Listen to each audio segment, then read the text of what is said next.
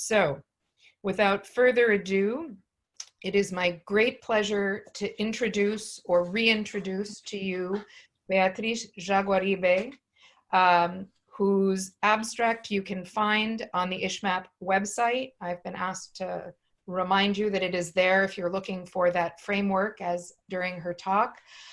She is returned to Brazil from a visiting fellowship at Harvard this year. She has a PhD in comparative literature from Stanford University, and since 1994 has been professor at the School of Communication of the Federal University of Rio de Janeiro. She has, in addition to Harvard, been a visiting professor here in the North at Princeton, the New School for Social Research, New York University, Stanford University, among others. She's a recipient of a Guggenheim Fellowship, the Andres Bello Chair at NYU, and is a researcher at CNPq in Brazil. Her research and expertise are comparative literature, media studies, and urban culture. I first came across her work when she was thinking about favelas as unmapped spaces, places where there are no maps. So I knew we had a creative thinker going on. In history of cartography, we often look at the map itself, and this is a person who is thinking about where we do and do not have maps and what those things have to offer us. Her publications include Fins de Século, Cidade e Cultura no Rio de Janeiro, Mapa do Maravilhoso, O Choque do Real, and Rio de Janeiro Urban Life Through the Eyes of the City. She's currently finishing a research project on the photographic and cartographic endeavors and imaginaries of the Rondon Commission in Brazil, and is engaged in a comparative research project of Brazilian and Andean photographic archives centered on the theme of inventions of the self and others. So it is my great pleasure to invite Beatriz Jaguaribe to unmute herself and prepare her presentation. Oh, lovely. I can see almost a full plate of you. So thank you very much. It is a pleasure, not only a pleasure, it is a pleasure and an honor to be here. My special thanks to Jordana, them, and Denise Moura. They have been very courageous to invite me to give this keynote talk because, as you can glean from Jordana's introductory remarks, the field of cartography, I'm not a specialist in cartography, in geography, or history. I actually am a cultural studies scholar, and I work largely with literature and visual culture.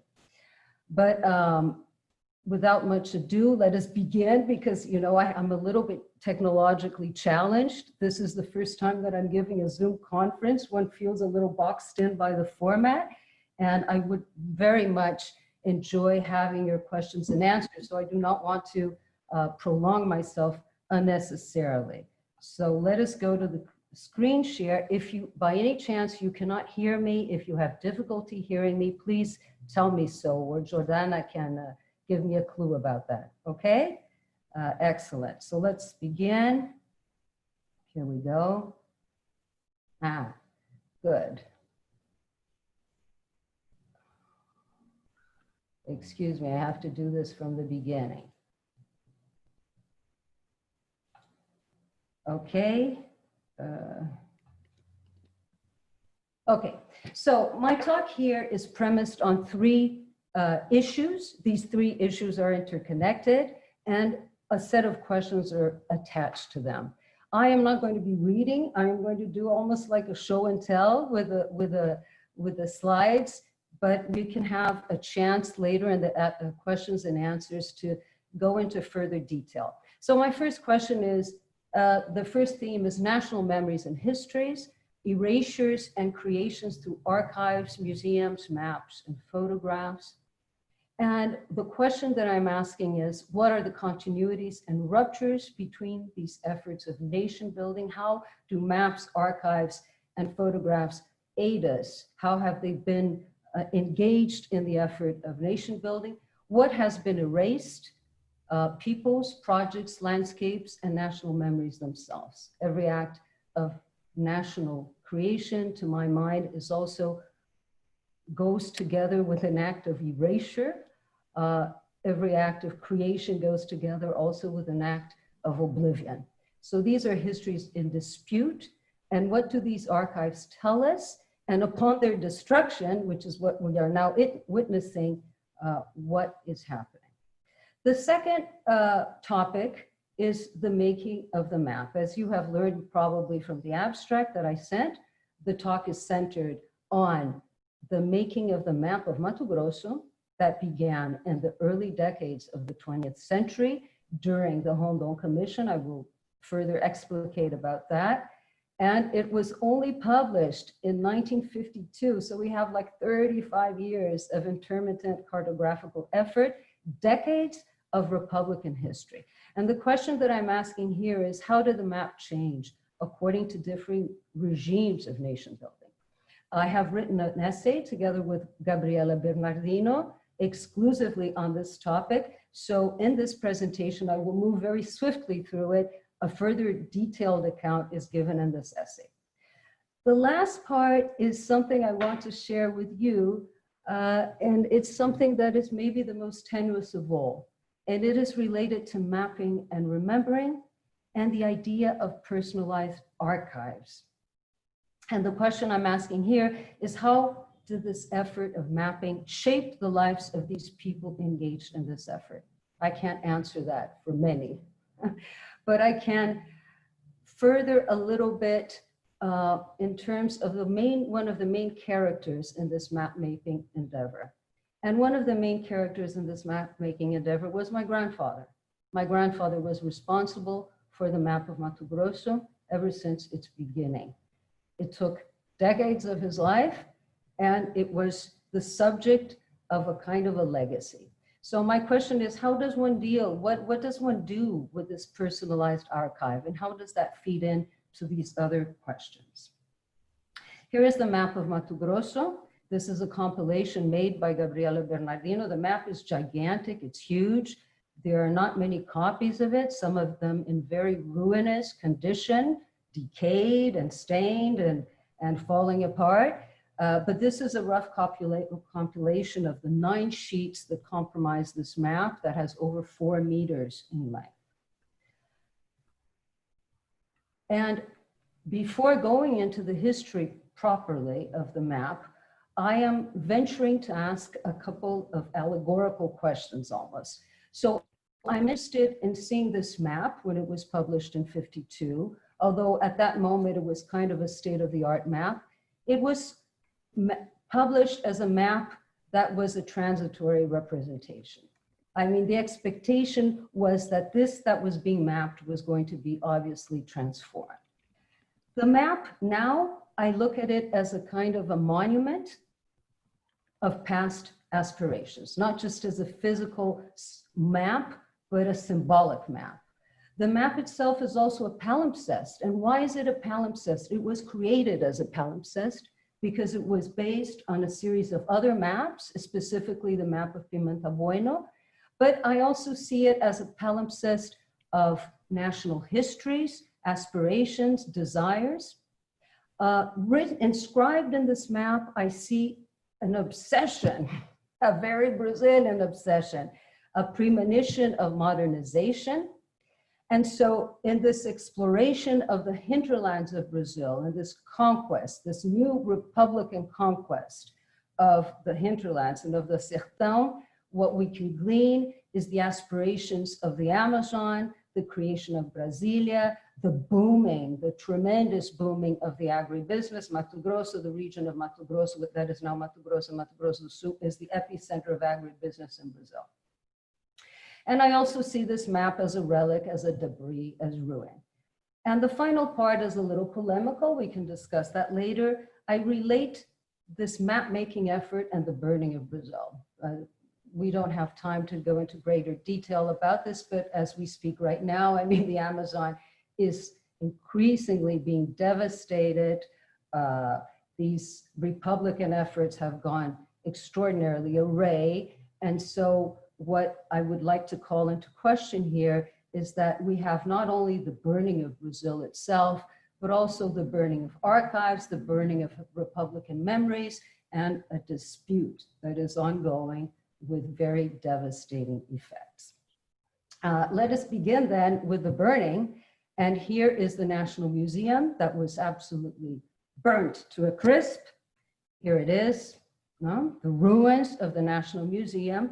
And this National Museum, I mean, entire collections disappeared, and also the collections that disappeared were the collections of the Rondon Commission. So all the specimens, all the flora that was collected by the Rondon Commission, led by the military positive officer, Cândido Rondon, himself a mestizo man of Bororo, Guaná, and Terena origin, all of the things that he contributed, all the things that Roquete Pinto contributed, all the things that Kurt Nemaju contributed, they have all burnt. The map of Mato Grosso was not amongst the things that were burnt because it was not sheltered there, and nor were the photographs of the Rondon Commission burnt because they're largely sheltered in the Museum of the Indian. So this gives me, takes me to the second part, right, which is the making of the map. The map begins in 1917 in the premises of the Old Republic. It is heavily influenced by the positive motto of order and progress. Those that undertake the map are military cartographers and engineers. And the idea of this map-making process is an idea of territorial conquest. It's an idea of occupation, and it is an idea of trying to make the presence of the state felt in the hinterlands of Brazil. The most famous aspect of the Rondon Commission is an aspect that entire libraries have been written about it. We can mention this and we can discuss this. This is not the subject of this talk, but Rondon was crucially famous for his pacification policies towards the indigenous peoples that he encountered in these map-making expeditions. As I say, much has been written about it, and we will dwell on this, but this is not the central thing. So what happens with this map and this exploratory process? When 1930 comes round, the revolution occurs. Getúlio Vargas assumes control of Brazil and becomes the virtual dictator with the beginning of the new state in 1937. So from 1937 until 1945, the Vargas era, Getúlio is the absolute leader of Brazil. Now, it is in the context of this, we have left the old republic, there's a gap, and then the new state emerges. But when the new state emerges, the map is once again a national task. Getúlio is interested in the map of Mato Grosso. He is very interested in the figure of Rondon, although Rondon belonged to the old positivist Republican regime of the old republic. And my grandfather was exiled because he was against Getúlio Vargas. But nonetheless, Getúlio, very intent upon forging a national identity for Brazil, understood the map to be a very crucial political, economic, and social tool of nation making. So together with the oligarchies of Mato Grosso, the map making mission is once again initiated, and it is combined with something quite extraordinary, with an enormous propaganda campaign that was called the March Towards the West. We can go into the details about that later. For those who are from the United States of America, it's an interesting comparison. For those who are Argentinian too, because General Roca at the end of the 19th century pushes the frontiers, does an act of extermination of the indigenous population. As I say, nation building often entails tremendous extermination and erasure, no? In the case of the March Towards the West, what we have here is the frontier, not necessarily the frontier with other nations, but the furthering of the frontier of the presence of the state in the hinterlands of Brazil. And a mythical figure is called back to perform this task. This figure is the figure of the Bandeirante. The Bandeirantes were explorers that ventured into the backlands of Brazil during the colonial period. So you have like a re-inauguration of this act of occupying Brazil through a centralized state. And so Vargas was very keen on the march towards the west, and the map of Brazil and the map of Mato Grosso were crucial to this movement. And finally, we have 1952, the publication of the map. And when the map is published, by gosh, it's from 1917 until 1952. When the map is published, Vargas has already returned to power. Vargas was ousted from power, then he returns to power through democratic elections. And what we're going to see is the map becomes a nationalist instrument. This is another Vargas. This is a populist Vargas. And the map also now has a more ambivalent attitude towards the indigenous populations. And we will see, this is something Gabriela Bernardino has researched very well, how crucial the making of the map of Mato Grosso was in allowing the indigenous part of the Xingu to be established. So look at the contradictions: modernization, erasure, and preservation, all going on in the map making process. Here is the making of the map in the 1920s. Here is a compilation that I own. It's all musty and all of that, but several different versions of the map. And this is the map that was presented at the 1920 centenary of Brazilian independence as a propaganda piece.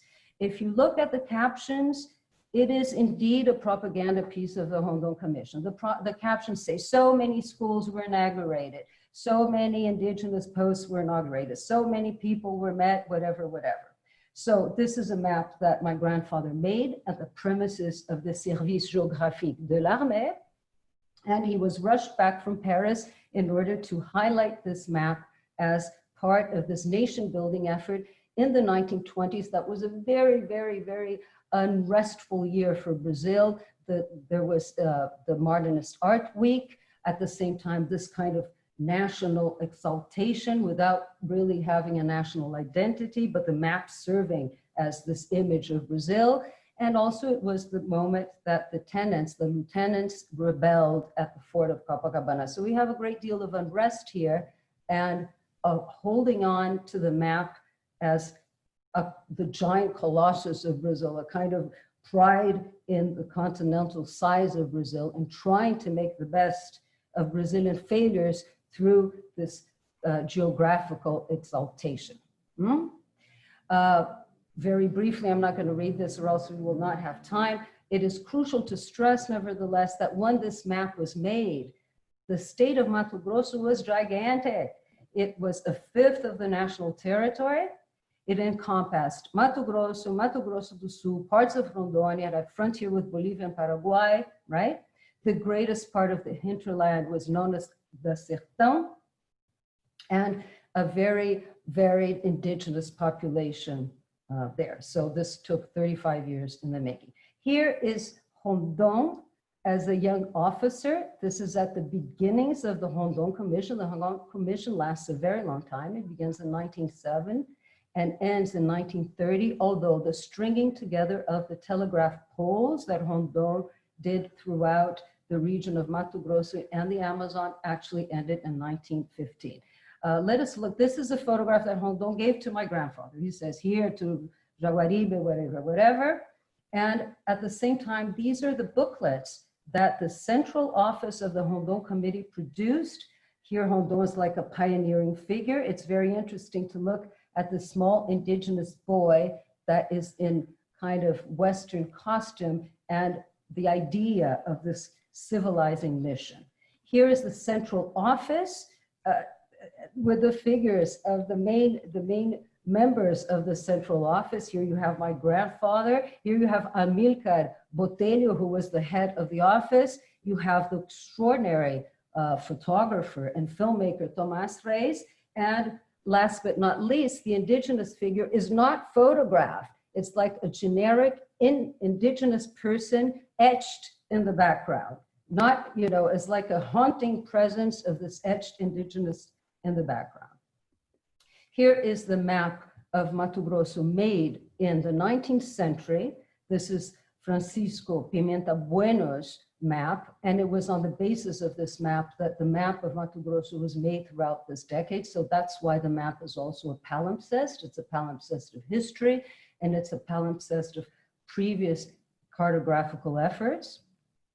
And this is the contest of the debate, of the cartographical debate. We can't get into much detail or else I will take too much time, but suffice to say that in the 1920s, there's a geographical dispute between the German model, the Austrian model, between the French model, and Rondon was an avid admirer of France. He sends Francisco Jaguaribe to Paris, and I found this letter in the archives of Chateau de Vincennes, where General Gamelin says it is wise to welcome this Brazilian officer, not only because he's making this map and we should have influence in that, but Rondon is a friend of France. So it's diplomatically wise for us to be involved in this, and then we can have a say in the shaping of the cartographical endeavor in Brazil, and also an influence in the structuring of the Brazilian army. And here we have something that I also found in the archives, in the French archives of La Bibliothèque Nationale de France, which is a small drawing of Francisco Jaguaribe doing his map-making research. I would like to point out that during the same period in the 1920s, you have a community of Brazilians in Paris working on the indigenous national question in very different ways. I can't go into greater detail with this, but here's a painting by Tarsila do Amaral. Tarsila do Amaral and Oswald de Andrade later on will be very important in the anthropophagic movement and the rethinking of the origins of Brazil. And so you have like an avant-garde appropriation in dialogue with the ethnographic inventions that were taking place in Paris in the 1920s. And at the same time, you have this cartographical mission tied to the Service Géographique de l'Armée, premised very much on positivism and in almost a 19th century mentality. And all of this is going on in the 1920s. Here is a picture of the soldier. They spent like 6 years in Paris, and with the classic, backdrop of the Tour Eiffel. And here he is compiling the map, right? I think it is crucial to mention that Rondon had ties to the Société de Géographie. He was like an honorary member. There was a donation of photographs in 1924 to the Société de Géographie, anonymous donor, but I suppose it was Rondon himself, gave images of the Rondon Commission. And it is crucial also to understand what is going on, not just cartographically, but ethnographically. You have the Museum of Trocadero, you have Paul Rivet, you have the Society of the Americanists, and they're all debating and they're looking at Rondon, not just as an explorer, as a person that is venturing into the hinterlands of Brazil, but also as a person that is engaged in ethnographic work. And parallel to this, of course, you have the French imperial project with Algeria, no? And so anthropology, cartography, all these endeavors are at crossroads between nation building and the colonial enterprise. And here you have the very famous 1931 French colonial exhibit. No? These colonial exhibits still had human zoos and all of that, right? And Francisco Jaguaribe left Paris in 1931. So it is interesting also to understand how the Rondon venture is not a colonial enterprise, but at the same time, it is like the Republican Brazil venturing into indigenous lands and the ambivalence and the negotiations that this entails, right? And ethnography being produced at the same time that cartography is being produced. So this is a synthesis, I think, of the several contradictions. Here we have, from the archives of the Rondon Commission, the Bororo. No? Rondon himself was a descendant of the Bororos. Here you have a Bororo, a young woman Bororo who looks extremely European with the little Republican hat and the motto of order and progress. As I mentioned before, Rondon was an avid positivist. And at the same time, you have one of the several of the 3 volumes of Indians of Brazil, his huge ethnographic study that he undertook. And here are some of the lasting legacies of the Rondon Commission. I would like to mention that I think the map of Mato Grosso is one of the most important legacies of the Rondon Commission, has been very little studied. I mean, Gabriela Bernardino did pioneering work with this. And the photographs of the Rondon Commission are extraordinary. And in fact, Tomás Reis, who was part of the central office, is now credited to having made the first ethnographic film in anthropological terms before Nanook, which was the film called The Rituals of the Bororos. So here you have a photograph of the Bororos by an unknown photographer. And this photograph kind of synthesizes the different attitudes that the Rondon Commission itself had towards the indigenous peoples. Because what do we see here? We have almost an allegory of these different stages. We have a Bororo as Bororo, we have Bororo as a soldier of the Brazilian army, we have a Bororo as farmer, and so on and so forth, right? And at the same time that the album was being showed in the map was being featured in 1922, another propaganda piece of the Rondon Commission, what were the photographic albums. These are the photographic albums of the explorations of the stringing together of the telegraph lines until 1922. And here's Rondon once again presenting trinkets, gifts to the Parecis. This is something that almost allegorically harkens back, to the beginnings of Brazilian colonization, the Portuguese explorers giving out, the beads of conquest to the indigenous peoples. But of course, look at Rondon. Rondon is a mestizo Brazilian. This is the state of Brazil itself. So all of these dilemmas are being essayed right there. These are the Nambiquaras. Rondon had a special regard for the Nambiquaras, and he writes in one of his studies that the Nambiquaras were the most feared of the indigenous peoples that were encountered. But here, what we have throughout all of these photographs are different stages of encounters in unequal contact zones, to use a term favored by Mary Pratt. And here we have Professor Olga Higgins with her students, the Pareci students, who are not like the Nambiquara, allowed to be Nambiquara, who have been acculturated. So you have all these different processes going on at the same time as part of this national mission. I would like to point out that when these Nambiquaras were being photographed, they were being photographed through positivist eyes. And in a way, if the map was published and seen as a transitory representation, these photographs, in a way, were made to evoke the idea that these people would disappear. Either they would disappear physically or they would disappear culturally. And what is compelling now is that looking at these photographs, they escape from their rigid classification and they become a testament to peoples that posed in front of this camera, willingly or unwillingly. And they become, in a way, tokens of ancestry and not just relics of what was. So here you have these processes of acculturation. Here you have Cavagnac, whom Lévi-Strauss in Tris Tropiques actually meets in one of his many excursions. And here you have the same Cavagnac, an Nambiquara indigenous person dressed with the army outfit.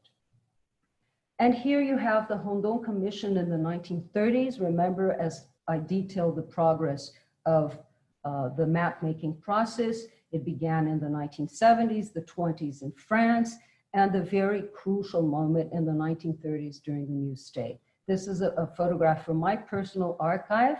Here you have Tomás Reis, the photographer. The man in white is Roquete Pinto. Francisco Jaguaribe is in the back. you have Heloísa Torres, and you have Rondon. The National Museum that we saw burnt to a crisp at the beginning of this presentation was crucial in these ethnographic endeavors. And it was a crucial site of the memory building. All of this has been lost. The tapes have been lost. The specimens have been lost, and the recordings have been lost. And here's the march towards the west that began initially in 38, but here is Vargas visiting the Carajás in 1940, making a statement about the importance of indigenous peoples in the construction of a Brazilian identity. Very, very polemical use of that. And as many researchers have said, the construction of a kind of generic Indian. And this goes together with the mapping process. So in the 1940s, what is really going on there? First of all, there's the idea of physical space that is allegorized by national projections. The National Museum, together with the map-making endeavor, has a crucial role in the forging of this national identity. The march to the west becomes a recapturing of this pioneering spirit. It is given a kind of heroic dimension.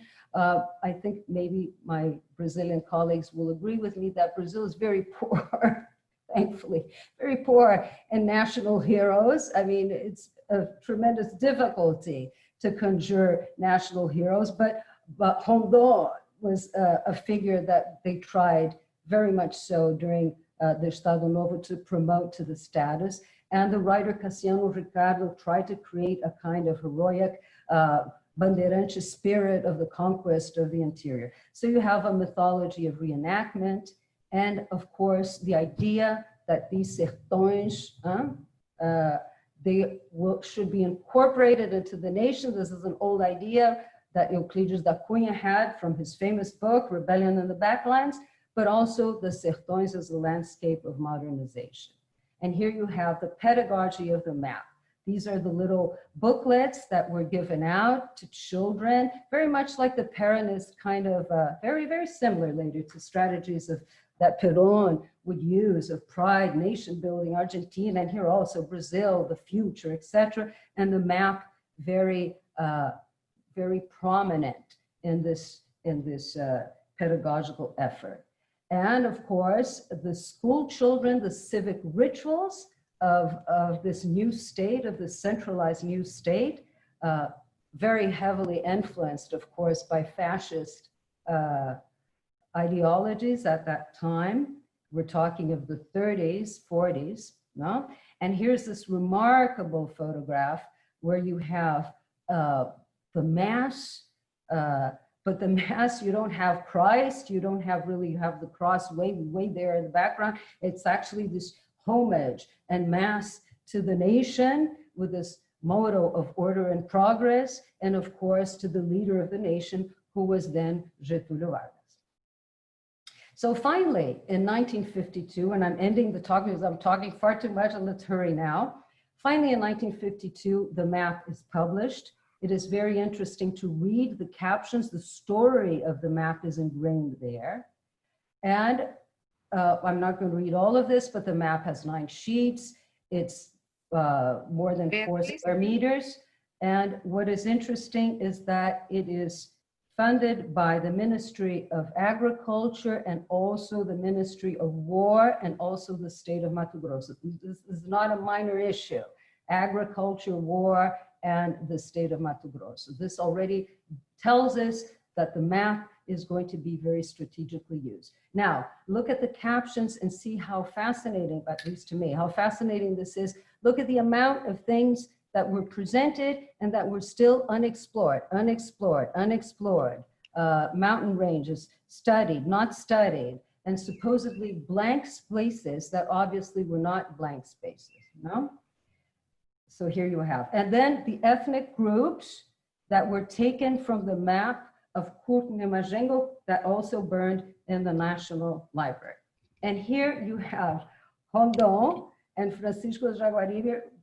Remember the before and after, their initial photographs, and here they're ancient, because they aged, of course, as the map was filling out, as the rivers were being explored, they themselves became more bent and wrinkled and kind of ravaged by time. So you have the map making process that also is simultaneous to their own life trajectory aging together with this map making process. Here we have the explanation of the map in 1952.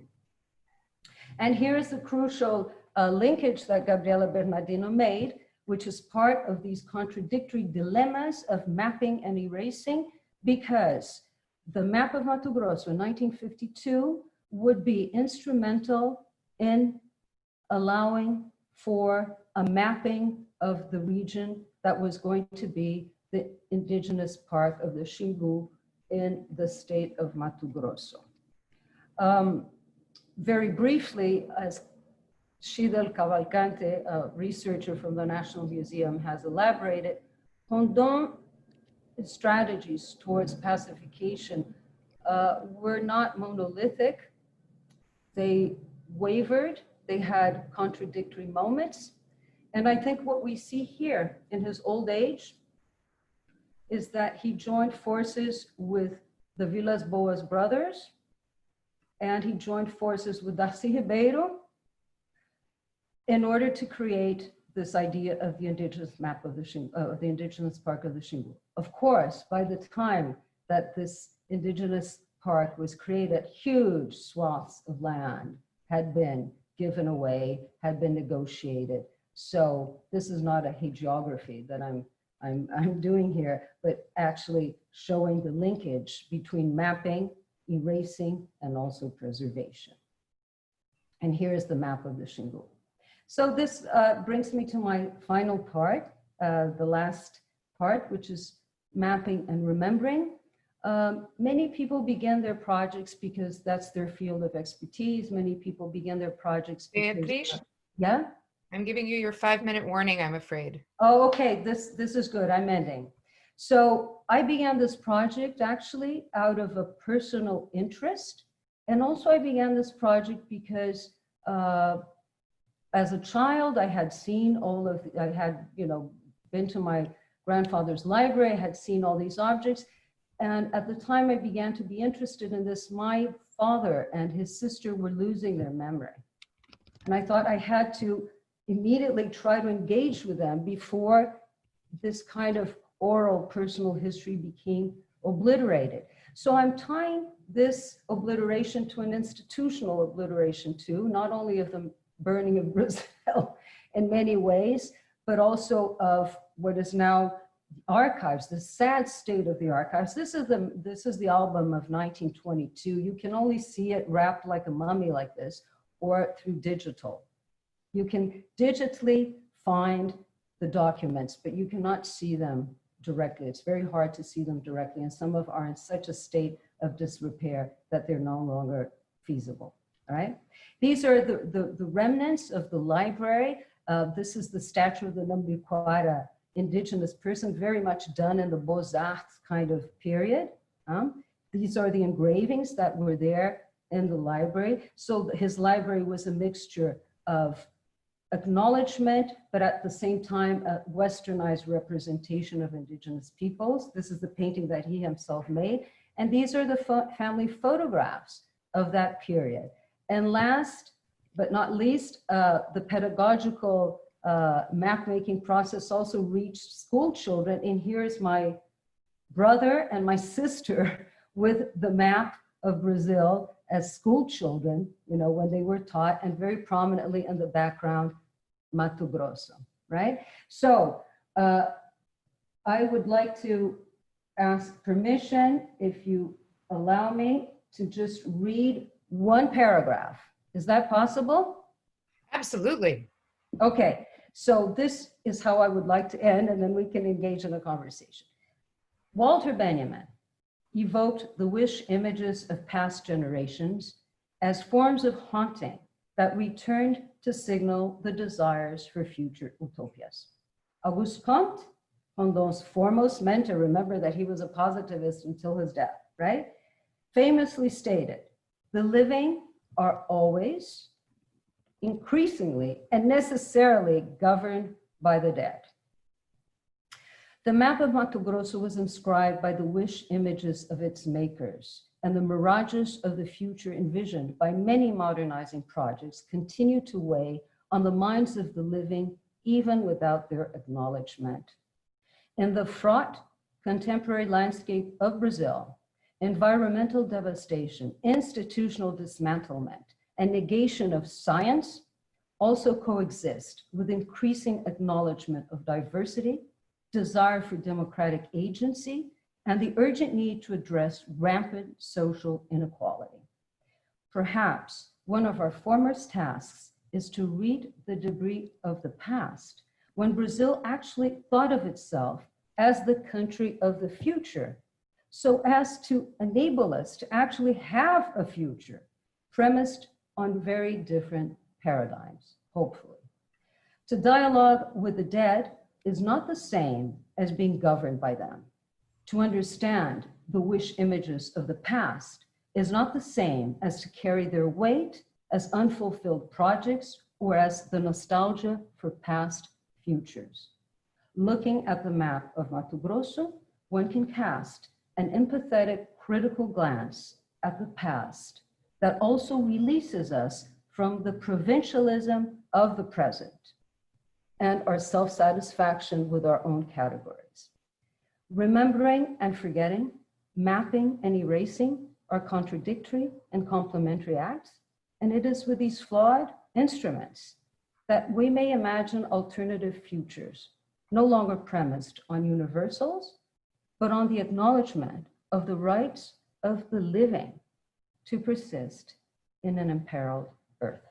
Thank you. Thank you. Thank you.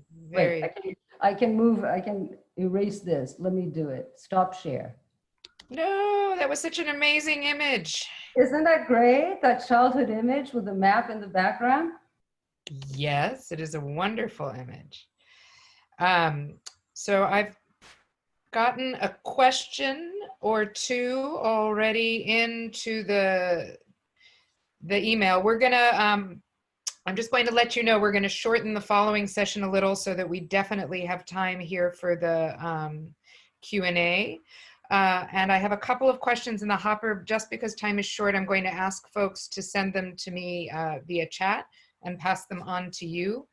Otherwise, we risk going even longer. And the first question is about who this map was really made for. And if the ministries or state hope that the general public would see or use it, or was it more of a bureaucratic message? And then I will capture up the other images as the other questions as you answer. This map was made by different ministries, as I've detailed. There are many decades of map making process, and in the end it was tied to the Ministry of Agriculture and the Ministry of War. So it was an internal thing, although obviously it was a guide for lay users too. But one has to take into consideration that 3,000 copies were made of this map, right? 3,000 copies were made, and it was never, to my knowledge, reprinted. So it's, I don't know to what extent it had such a huge, it reached such a wide public. Okay. Next question is going to take us on a slightly different, so it wasn't intended for the general public. The next question takes us on a slightly different journey that I think you'll enjoy. There's a question about, can you talk more about the map as debris or relic or ruin, which seem to evoke different types of memory? This is a question from Catherine Parker. And commemoration, even of nostalgia. Can a map be debris and relic, and how does that connect to memory? Yeah, very nice question. I think, Catherine, I see the map as a debris because I see it as exactly what I read in the final section, as a kind of wish image of past generations. But at the same time, materially, it is a relic. It is no longer dated. This Mato Grosso that was represented there doesn't even exist. Now you have Mato Grosso do Sul, Mato Grosso, and other parts that were included there are now Rondônia. So the geopolitics has shifted. And also, evidently, everything that is contained there has shifted as well. But I see it as a ruin and I see it as a debris because what I see is a kind of a demolition of national projects that were embedded in that map. National projects that could be very controversial, no? And that could have many cruel sides to them. But there was a project there, and that I no longer see taking place. Though I see it materially as a ruin because many of the samples are actually deteriorated, and I see it as a ruin in terms of the debunking of these ideals or of these projections of the future. Excellent. On the other hand, just to make things more complicated, I also see it as a map that some of these aspirations have indeed been fulfilled with a vengeance. The Mato Grosso is a very crucial place of agribusiness. It has a huge, enormous economic impact in the Brazilian economy. So apropos of that potential impact, there's a question about a couple of things, one of which did in fact the map impact border negotiations after it was made, as far as you're aware, if you have knowledge of that. And those very compelling school images that you showed, are those dated immediately following it? What are the dates and how do you connect that map to the wall maps and the schools and students working with maps? And those questions, and the initial one came from Corey Olson, Carla Lois, and Junia Furtado. Okay, I can see Junia, Corey, yes.